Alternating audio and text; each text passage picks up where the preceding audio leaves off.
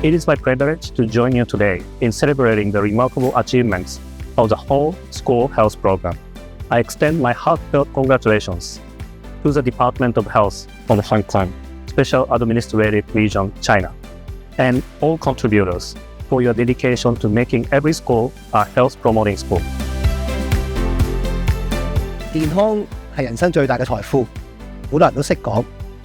而我哋國家主席習近平亦都好強調，健康係一，其他嘅嘢，我哋人生入邊嘅所有嘢，無論係財富又好，或者我哋嘅名聲好，其實都係後面都係個零。冇咗一呢，我哋後邊嘅零其實就冇意義嘅。好高興咧，同大家今日喺度咧一齊見證住全校園健康計劃嘅努力同埋成果。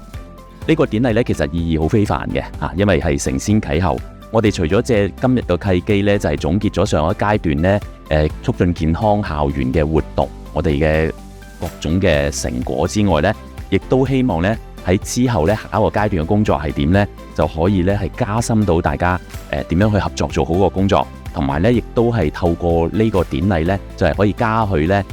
各間參與嘅學校，同埋咧多謝大家咧一直以嚟嘅付出同埋支持嘅。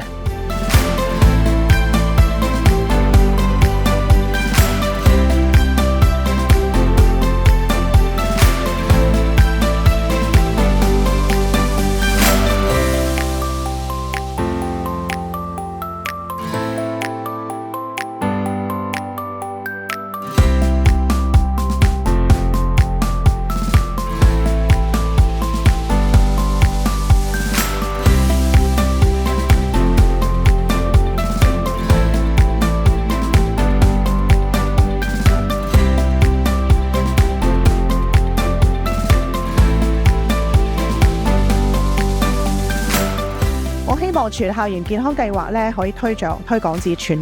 港嘅所有嘅每一間嘅中小學，讓每一間學校成為健康促進嘅學校。我希望已經參與咗呢個學校嘅承諾學校咧就繼續努力，